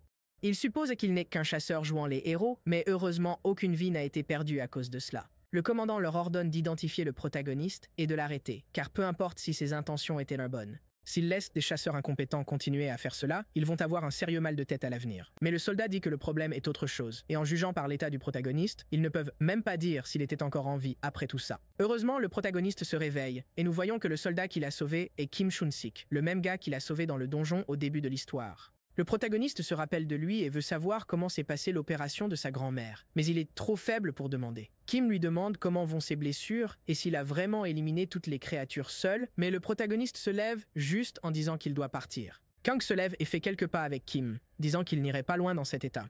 Et en effet, le protagoniste ne fait que quelques pas avant de s'effondrer au sol. Kim réalise que ses blessures sont plus graves qu'il ne le croyait. Le chasseur dit que comme le protagoniste est de rang F, s'il le trouve ainsi, il sera sûrement arrêté. Alors Kim, montrant qu'il est vraiment un chic type, dit qu'il ne laissera pas l'homme qui lui a sauvé la vie se faire arrêter comme ça. Puis il porte le protagoniste sur son dos et l'emmène sans rien dire à personne, même si cela pourrait lui causer des ennuis à l'avenir. La scène change, et quand le protagoniste se réveille à l'hôpital, il voit la grand-mère de Kim. Elle lui dit qu'il doit se reposer car c'est un hôpital. À son arrivée, elle pensait qu'il était plus mal en point, mais le médecin a dit qu'il n'est plus en danger. La dame propose des tranches de pommes au protagoniste, disant qu'il doit manger, dormir et suivre les conseils du médecin pour guérir. Elle mentionne qu'il a sauvé son petit-fils, qu'elle voulait le rencontrer depuis longtemps et qu'elle avait entendu dire qu'il était incroyable. Le protagoniste mange la pomme, et cela semble être la chose la plus délicieuse qu'il ait mangée depuis longtemps, lui rappelant même son enfance quand sa mère était encore en vie. Le journaliste se prépare à annoncer en direct la tragédie de ce soir à Wang Simi concernant le portail de rang E. Il interroge ensuite un soldat sur le citoyen disparu après l'incident et s'ils ont recueilli des témoignages. Le soldat répond qu'à son arrivée, il a voulu aider le jeune homme, mais a vu que tous les monstres étaient déjà morts. Ils remercient donc Kang pour son aide et disent que grâce à ce héros, des gens ordinaires ont survécu au désastre. Le soldat continue son discours sur sa gratitude envers le jeune homme, tandis que ce dernier se demande pourquoi il continue à faire cela. En mettant tout cela de côté, le protagoniste sait dans ses pensées que c'est maintenant plus dangereux que jamais. Il continue en disant que ce test n'a pas été donné par un simple Asmount, mais qu'au combat, il a choisi de se battre seul. Un bref flashback de son combat contre le monstre est montré. Avec difficulté, il réussit à couper une main de la créature. Pendant ce temps, il empilait des corps autour de lui, mais malgré cela, toujours plus de lézards mutants arrivaient. Voyant que la situation ne s'aggravait ni ne s'améliorait, il a dit que même s'il avait abattu 10 des monstres, ce n'était pas suffisant pour les affaiblir. Mais le système apparaît et active sa capacité démoniaque, permettant à sa puissance d'attaque d'augmenter temporairement. Le lézard ancien le charge, pointant sa lance. Il essaie même de frapper le protagoniste, qui était encore distrait, mais rien ne fonctionne puisque le protagoniste est maintenant plus fort qu'auparavant et parvient donc à envoyer de plus en plus de lézards dans leur tombe. Après avoir activé son aptitude de sang aromatique, le protagoniste saute vers le monstre, et l'aptitude sauvage de nature démoniaque s'active partiellement. Avec les autres couverts de ketchup de monstre, il remarque quelque chose de différent à propos de son corps. Il dit que, indépendamment de sa volonté, une attaque est déclenchée automatiquement.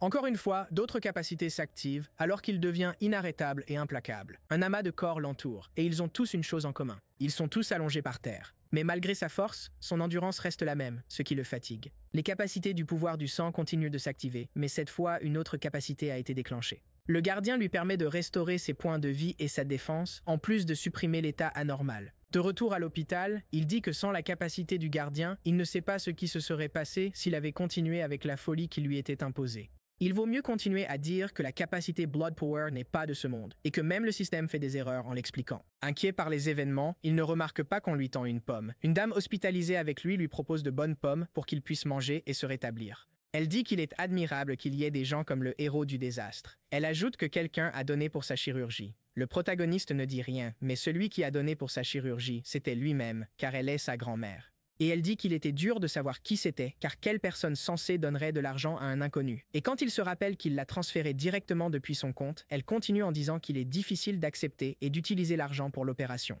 À ce moment-là, le MC demande pourquoi elle n'a pas encore fait l'opération. Elle répond qu'elle a décidé d'accepter l'argent et que peut-être la semaine prochaine, l'opération pourra être faite. Mettant cette conversation de côté, Kang lui demande quelles qualifications sont nécessaires pour recevoir la bénédiction du gardien. La dame l'interrompt alors et parle de son petit-fils qui a grandi seul, disant que tout cela doit être une bénédiction pour qu'il ne soit pas seul. Kang continue de manger normalement, mais il s'étouffe avec les mots prononcés par la dame. Alors il se souvient qu'il est différent de ces monstres et trouve de la joie à aider les gens.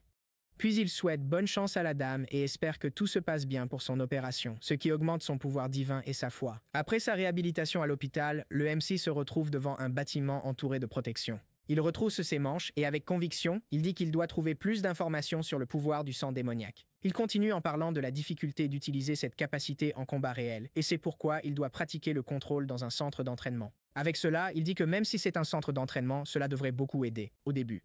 Le gars qui gère les entrées à l'endroit confirme l'entrée du MC et dit qu'une fois confirmé, il ne peut pas partir avant d'avoir terminé 1 mois. Puis le MC dit que tout va bien, et l'assistant l'informe qu'il recevra plus de détails. En entrant et en parlant avec le système, un inspecteur l'appelle et dit qu'elle va le guider jusqu'à l'entrée de la salle d'entraînement. Cette fois, en suivant l'instructeur, il remarque que les choses ont un peu changé car il n'y avait pas de gars auparavant. L'inspectrice l'informe qu'il aura 20 monstres à combattre, et s'il les termine tout le même jour, ils devront attendre 24 heures pour être réapprovisionnés. Alors elle dit qu'elle va fermer la porte à clé, et le MC répond d'accord, enfin il pourra s'entraîner pour devenir plus fort. Mais alors qu'il se préparait, la femme l'appela. Se tournant vers la porte, elle dit qu'une 5e étape d'épreuve a été assignée à cause du karma d'une mauvaise personne. Elle l'informe que le temps à l'intérieur de cette pièce passera plus lentement et qu'il devra survivre 30 jours à l'extérieur et 300 à l'intérieur. Sur ce, elle agite la main et dit que le pouvoir de récompense est de 5 niveaux divins. Cela laisse Kang sans voix et sous le choc. 1 mois s'est écoulé depuis son entrée, et maintenant le système l'informe que l'entraînement est terminé et qu'il doit sortir après le nettoyage. Après avoir quitté la salle d'entraînement, le MC tend une carte à la réception. La réceptionniste le félicite pour avoir fini l'entraînement et remarque une aura différente émanant de notre héros. Ensuite, il affiche un corps totalement différent de celui qui était entré. Maintenant, il ressemble à Ramandino. Il décide donc de se refaire une beauté pour être plus présentable. Le coiffeur lavait ses beaux cheveux, et après cela, le MC se détend paisiblement dans une grande baignoire. Lavé et les cheveux coupés, il se dirige vers un restaurant. Il mange un bon repas en profitant de l'atmosphère paisible. Il avait si faim qu'il a presque mangé le bol. Ensuite, il quitte l'endroit en savourant une glace délicieuse. Il arrive enfin chez lui et ouvre la porte, mais il se précipite rapidement vers la salle de bain. Voulant se soulager, il claque la porte et la verrouille, laissant son sac à l'extérieur. Soulagé après avoir pris une énorme décharge, le MC s'effondre sur le sol d'épuisement. Des heures passent alors qu'il est allongé et le système apparaît, le félicitant d'avoir réussi la 5e épreuve. Un nouveau jour, une nouvelle chance, et cette fois nous sommes à Songdong-gu. Des gobelins armés de massues surgissent, ravageant les environs. Certains sont déjà ciblés, prêts à être abattus. Avec les cibles confirmées, l'ordre est donné de chasser ces monstres. Il est exécuté, mais ce n'est pas très efficace car les gobelins sont résistants. Assoiffé de sang, le gobelin continue de détruire tout dans la zone. Un soldat vide son chargeur sur le monstre, mais la bête continue de courir vers les soldats. Il tente d'utiliser la portière d'une voiture comme bouclier pour éviter les balles, mais cela ne suffit pas et il se fait toucher. Ensuite, il est soulagé d'avoir abattu un gobelin de première classe. Tout le monde se retire de la zone et monte dans le camion militaire. Le gars parle au téléphone avec quelqu'un d'autre, leur demandant d'être prudent là-bas. Ensuite, le brun demande si l'individu conversait avec son frère cadet et Chun-sik confirme que c'était effectivement le cas. Le brun observe que l'homme semble accorder beaucoup d'importance à son frère, tandis que l'autre rétorque que ce n'est pas le cas et que cela n'a pas de sens. Tous deux regardent la photo du frère cadet sur le téléphone. Remarquant le comportement du gars, il avertit que c'est un signal d'alarme. Pendant qu'il parle, une recrue apparaît et dit que l'inspecteur cherche M. Kim Chun. Cela laisse le guerrier aux cheveux châtains dans un état de choc. En entendant qu'un inspecteur le convoque, une femme du nom de Min Young se présente en tant que journaliste. Méfiant envers la femme, le gars demande si elle est vraiment journaliste. La femme veut juste en savoir plus sur le guerrier de rang E qui a attiré l'attention avec ses capacités exceptionnelles. En entendant cela, la femme veut juste en savoir plus sur les rangs E des Billys. Chung refuse d'en parler. La femme dit qu'elle comprend qu'on ne veuille pas exposer l'identité de la personne qu'ils ont cachée. Mais elle affirme qu'elle est venue uniquement parce qu'elle partage les mêmes pensées. Même ainsi, cela ne suffit pas à gagner la confiance de Chestnut Chun. La journaliste dit que quelqu'un qui veut vraiment garder un secret ne l'exposerait pas de cette manière. Tout cet enthousiasme paraissait plus être de la vanité qu'autre chose. Réalisant qu'il est coincé par la femme, le gars commence à transpirer comme une marmite sur le feu. Alors la femme sort quelque chose de son sac et dit qu'elle savait qu'elle n'obtiendrait rien de lui, même sous une pression maximale. Puis la femme remet un paquet au gars. Sorti de nulle part, le chauffeur de camion l'appelle, le poussant à prendre vite le paquet sans se questionner sur son contenu. La femme, elle, semble contente d'avoir fini sa tâche. De retour au dortoir, il tient le paquet tout en se séchant les cheveux. Le contenu de l'enveloppe n'est rien d'autre qu'un petit cadeau de la journaliste qui voulait exprimer sa gratitude. Assis, il ouvre l'enveloppe pour voir son contenu. Dedans, il trouve des papiers indiquant des virements bancaires au nom de Kang San. Chun est sur le banc, se remettant de ses blessures, quand on lui explique que tout cela est arrivé après avoir été sauvé par Kang. Il réalise que les choses ne peuvent pas rester ainsi. Alors, il passe à l'action. D'abord, il offre du café aux infirmières de l'hôpital. Tous deux le remercient, épuisés par leur long service. Il en profite pour demander des infos sur les factures d'hôpital impayées. C'est alors qu'il est interrompu car quelqu'un le cherchait pour en parler. Cela le choque et il les supplie de ne pas expulser sa grand-mère. L'infirmière lui dit que les factures sont payées et qu'il n'a pas à s'inquiéter. Dans son désespoir, il ne remarque pas ce que la femme a dit. La femme répète qu'un donateur anonyme a donné de l'argent pour lui et sa grand-mère. Ces mots finissent par faire effet et il commence à pleurer de joie. Cette fois, il pleure en regardant les papiers du transfert effectué par Kang et il se sent vraiment heureux pour tout cela. Malgré sa joie, il regrette de ne pas pouvoir remercier son bienfaiteur. Alors, il sèche ses larmes et répète combien il est heureux. Puis, il plonge la main dans sa poche pour sortir quelque chose. Son but est d'appeler la journaliste et de lui parler de la personne. Peu après, le téléphone de la femme vibre avec des notifications, ce qui la rend joyeuse car elle sait qui appelle, mais elle apprend tristement qu'elle ne pourra pas découvrir qui est la personne. Cependant, cela la rend impatiente pour la réponse. Elle devient de plus en plus curieuse. C'est l'état de la pauvre journaliste, car elle ne peut obtenir d'informations. Le pétrolier de Wang Simi ne m'échappera pas, dit le reporter, avide d'informations. Immédiatement, le protagoniste ressent un frisson de la pointe des orteils jusqu'à la tête. Cette fois, le protagoniste rejoint un groupe pour entrer dans le portail noir. Le héros Johan remercie encore Kang San de s'être joint, mais avertit des dangers de continuer avec un brouillard si dense. Un autre héros de rang E, Jung Chan, se demande ce que fait l'équipe d'exploration. N'ayant pas été prévenu du brouillard, le chasseur de rang D choisit de se taire puisqu'il ignore aussi ce qui se passe. Mais le MC se plaint du brouillard qui surgit à son arrivée et se demande si c'est une question de karma. Il dit ensuite que c'est un souci qu'ils ne peuvent pas résoudre. Il explique que le brouillard réduit la visibilité, mais qu'ils peuvent encore voir dans un rayon d'environ 10 mètres. Un autre gars demande alors si cela signifie qu'ils doivent juste attendre sans rien voir. Kang sort un bocal de fourmis de son sac, ce qui pourrait les aider à se repérer. Un moment passe et la zone autour est complètement détruite à cause des batailles intenses. Jung se demande quel idiot apporte des fourmis à un raid et dit qu'il n'a jamais entendu parler d'une telle stratégie. Pendant que le MC répand le liquide collant, Chan hésite à le suivre aveuglément. Jung Chan se plaint que la visibilité est toujours mauvaise, et c'est alors que, de nulle part, la cloche d'alarme commence à sonner. Cela pousse Cam à se mettre en garde et à redoubler d'attention. En même temps, une grande créature émerge, des ombres. Avec les monstres qui approchent, le protagoniste avertit de leur arrivée et se met en position de combat.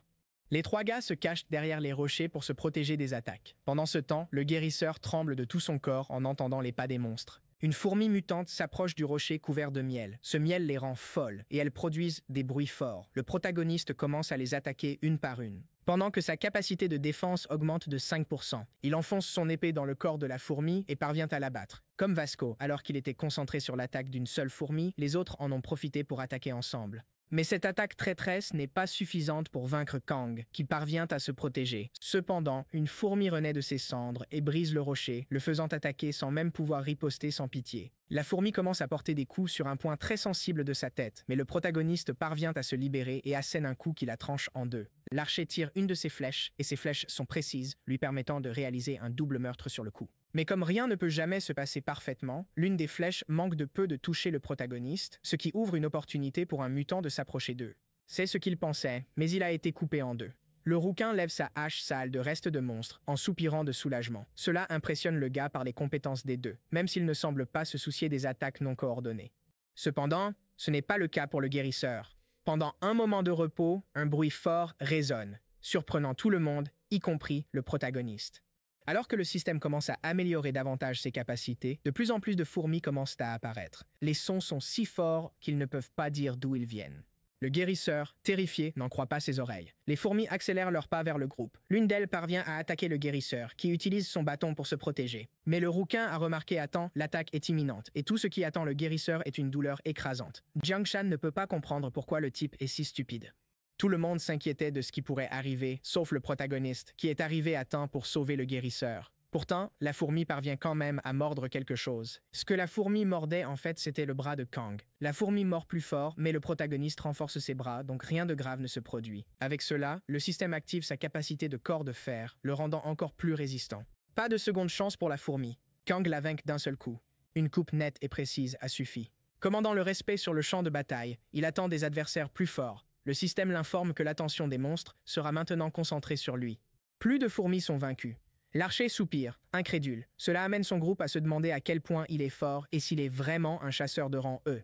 Pour une raison quelconque, l'archer aux oreilles pointues rougit en regardant le protagoniste. Puis il demande à Kang comment il est devenu si fort si vite. Cette question évoque des souvenirs de tout ce qu'il a vécu au centre d'entraînement. Toute la douleur qu'il a ressentie. Évidemment, il ne peut pas dire ce qu'il a fait ou ce qu'il a traversé, alors il répond simplement qu'il a juste travaillé dur pour éviter d'autres questions. Il change de sujet et mentionne qu'il devrait informer le groupe que tout était de sa responsabilité. Le roux avec la hache affirme qu'avec Kang présent, il n'est pas nécessaire de se préoccuper des imprévus. Kang, en retour, le remercie pour cette considération et Jung dit qu'il n'a jamais eu un si bon tank dans son équipe. Mais Jung, bien que content des résultats de la bataille, n'est pas d'accord sur un point. Il se retourne et critique le soigneur, disant qu'il n'a rien fait et se demande pourquoi il est là. Ces mots font réfléchir Kang, qui est d'accord avec Jung. Il ajoute que pendant que le rouquin gérait les fourmis à l'arrière, l'archer et lui s'occupaient de celles à l'avant. Cependant, cela ne concerne pas le mage guérisseur qui s'est juste caché derrière les rochers. Alors, il demande au gars pourquoi il a rejoint le groupe. Pour éviter que le groupe ne se disloque, l'archer tente de calmer les choses. Il demande aussi d'expliquer au nom du guérisseur. Alors que l'archer explique l'entrée du gars, quelque chose commence à se passer autour de lui. Juste sous ses pieds, le sol commence à trembler. La secousse est forte, provoquant des fissures et les faisant tomber dans une caverne. En même temps, le système indique que le karma et la difficulté ont monté. Tout le monde dans le groupe est vivant, mais blessé par endroits. Puis, le MC prévient qu'ils sont en danger simplement parce qu'ils sont tombés dans une fourmilière. Le système indique que sa défense et sa santé augmenteront selon le nombre d'ennemis. Sachant que la situation est compliquée, Jung panique et prévient que la fourmi guerrière arrivera bientôt. Le mutant de rang D, mesurant 160 cm, s'approche lentement, perdu dans ses pensées. Le protagoniste réalise à quel point ils sont dans le pétrin en étant dans une zone de rang C. En même temps, le guérisseur inutile commence à se sentir mal de peur et de douleur. Kang s'approche et demande ce qui arrive à Wu Bin. L'archer aux cheveux verdoyants se tourne pour fournir une explication. Il mentionne que Wu Bin souffre d'un traumatisme lié au monstre depuis son enfance. Jiang, prenant conscience de la situation encore plus complexe, commence à s'agacer. Il crie, demandant pourquoi quelqu'un comme ça a été amené pour une mission si cruciale et remet en question la santé mentale de l'archer. Tous sont choqués par les mots de Jung Shan car ils savent que ce n'est pas juste. Little Axe Shan crie encore, disant que tomber dans une fourmilière ne suffisait pas et maintenant ils doivent aussi gérer un mage inutile. Pendant que les gars se disputent sur ce qui est juste ou non, le système informe Kang d'une hausse de 35% de ses capacités. Frustré et pensant mourir, Ji-young dit à Woo-bin et Hambyul de prendre leurs responsabilités. Le protagoniste voit la panique monter dans le groupe et tente de calmer Little X pour éviter que ça empire. Le protagoniste sait que s'il panique, leurs capacités ne seront pas efficaces. Il essaie de calmer en expliquant qu'il comprend pourquoi Young est désespéré, car il n'a jamais affronté de raid de haut niveau avant. Il dit à Young de se concentrer sur le combat et de faire confiance aux protagonistes. Il leur demande de regarder autour et de remarquer que peu importe combien de fourmis arrivent, il n'y a qu'un seul passage possible. Le MC propose de couvrir leurs arrières et Young dit qu'il va essayer. Puis, il demande à Hannibal de gérer les petites tunnels. Dès que le petit mage se calme, Kang et son groupe se préparent à combattre les fourmis mutantes. Dans ses pensées, il dit qu'il y a 35 fourmis à abattre, mais pour lui, ce n'est rien de plus qu'un entraînement à surmonter. Cependant, sa crainte est que toutes les fourmis soient des soldats de haut rang. Une fourmi charge le protagoniste tandis que la protection du gardien s'active. Il rencontre une difficulté car pour l'instant, il les combat seul. Ils sont rapides et forts, donc il sait qu'il doit en stopper quelques-uns avant qu'ils ne quittent le tunnel. Sans perdre de temps à faiblir, le protagoniste relance l'attaque contre les fourmis. Il utilise une de ses capacités à l'épée pour repousser un monstre. Il réactive son pouvoir de sang démoniaque, mais cette fois en deuxième forme. La fourmi ne le laisse ni se reposer, ni réfléchir et finit par charger sur le protagoniste pendant qu'il donne et reçoit des coups. Kang sait que ce n'est pas assez, car sa défense a augmenté, mais pas son attaque. Il réussit à vaincre une fourmi et lui écrase la tête pour s'assurer qu'elle est bien éliminée. Mais les fourmis ne cessent d'arriver. Son bouclier se désagrège lentement, mais cela ne suffit pas à l'arrêter. D'un seul coup, il vainc 3 des fourmis qui avancent. Plus il vainc de fourmis, plus sa puissance diminue, et la perte est déjà à 10%. Alors, une fois de plus, il active ses capacités de sang démoniaque et parvient à augmenter temporairement sa puissance d'attaque.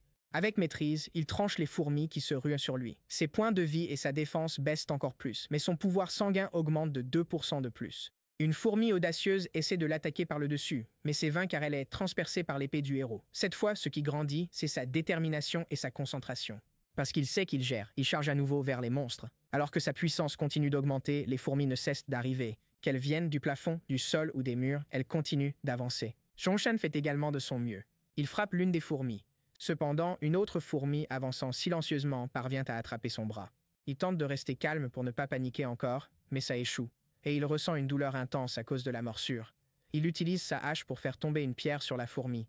Cela fonctionne effectivement car la pierre a porté un coup critique au monstre, mais cela a coûté cher à son bras, qui s'est retrouvé gravement blessé. Il pense que c'est la fin car il ne peut pas utiliser ses capacités à cause de la douleur. Mais alors, quelqu'un apparaît derrière lui et utilise des capacités magiques. Petit à petit, le bras du gars retrouve son état normal. La personne utilisant le pouvoir de guérison est le MC qui demande à Young s'il veut mourir ou quoi. Axe-chan est surpris de voir Kang le soigner et lui demande d'arrêter, en utilisant d'abord ses capacités de guérison sur lui-même. Le MC le remercie pour son souci, mais dit que Jung a aussi besoin d'aide. Ils combattent ensemble, prêts à mourir si besoin. Tandis que Kang se préparait à se soigner, il est surpris par les fourmis. Cependant, le MC réussit à se défendre à temps pour éviter des dégâts plus graves. Même s'ils battent beaucoup de fourmis, ça semble sans fin, donc ils doivent gérer leur endurance. Kang se demande combien de fourmis restent après ce trou.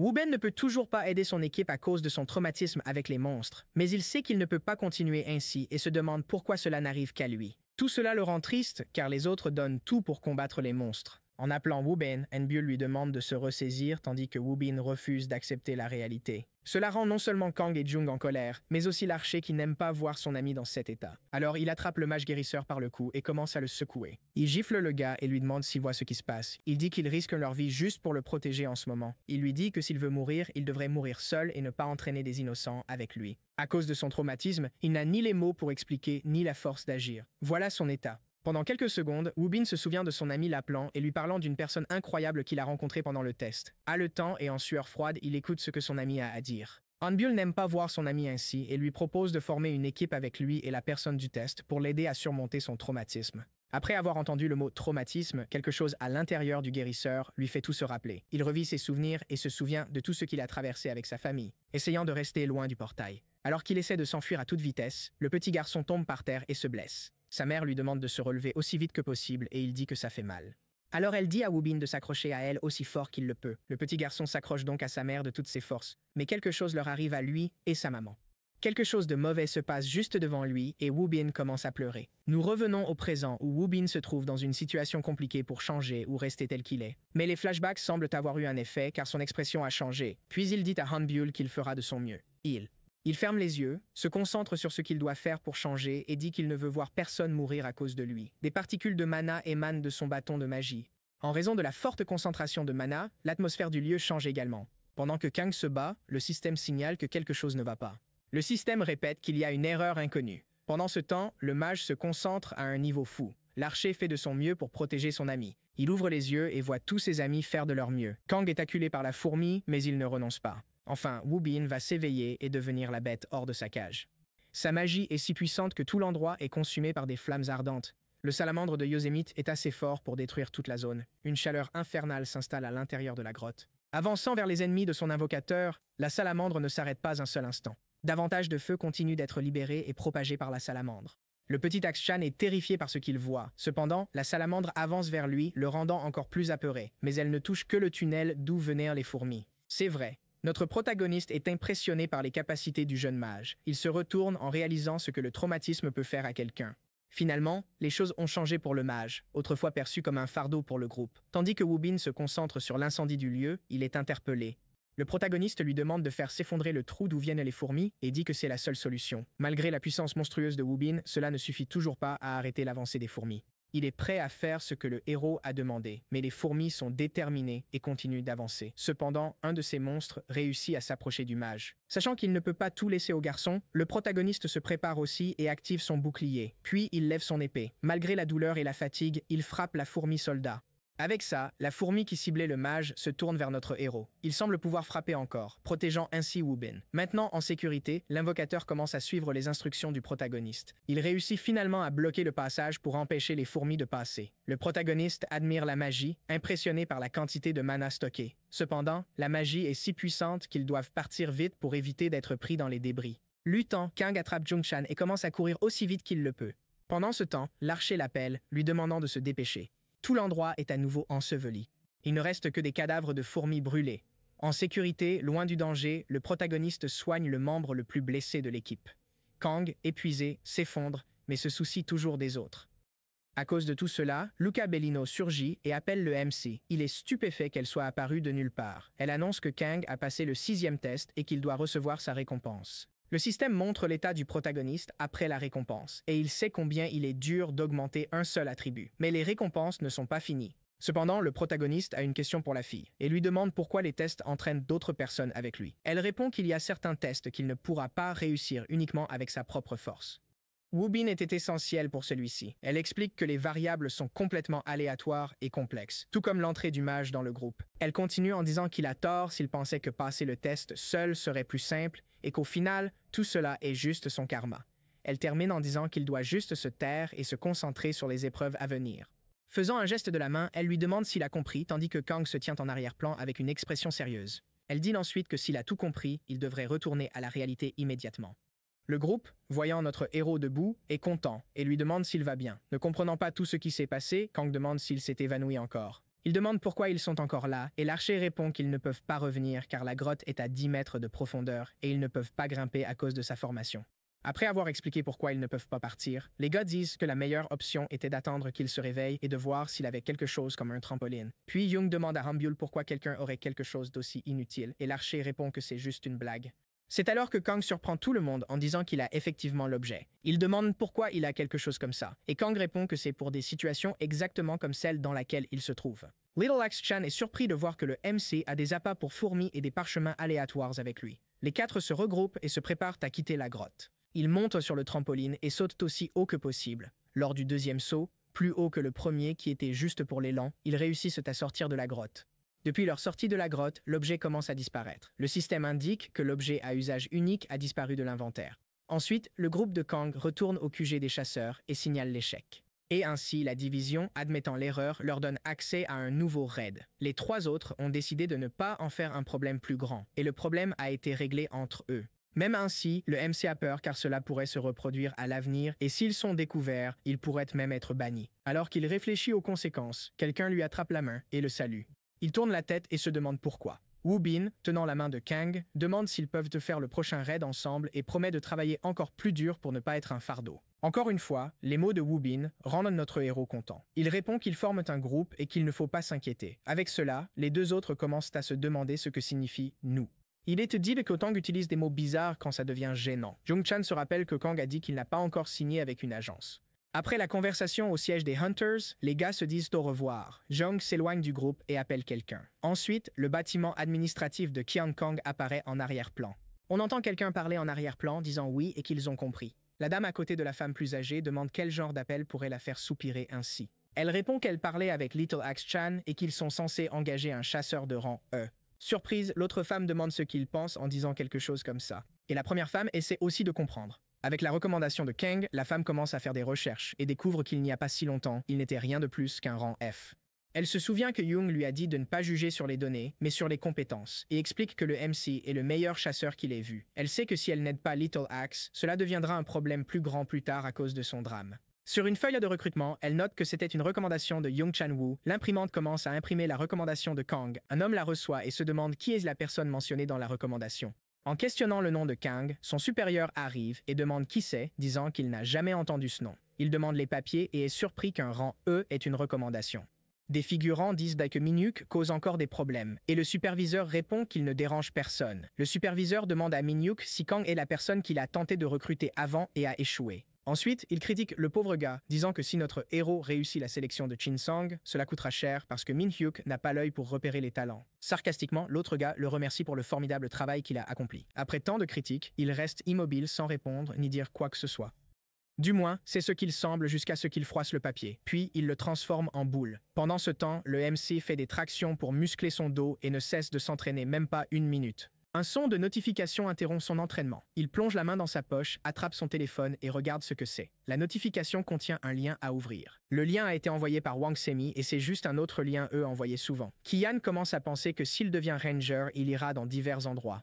Il serre son téléphone et demande à tous de rester en sécurité. Pendant ce temps, la flotte des Rangers se dirige vers le champ de bataille. Tout le monde est tendu sur ce qui va se passer, y compris le gars que le protagoniste a aidé. Ils arrivent sur le site de la bataille et tout le monde descend du camion. Le lieutenant dit que la mission pour les gars est de secourir les civils et d'éliminer les monstres, et qu'ils ne doivent pas baisser leur garde car sinon, leurs coéquipiers pourraient en mourir. L'équipe d'extermination fait son travail efficacement. Les loups mutants tombent un par un. Même si la destruction se répand, les monstres diminuent progressivement en arrière-plan. Quelqu'un crie aux soldats de bouger vers le prochain endroit. Ils s'exécutent. Les soldats se repositionnent. Ils patrouillent dans la zone pour vérifier si elle est sûre et pour trouver des civils ou des monstres. Un soldat vigilant commence à réfléchir à la haine qu'il ressent pour les gueules.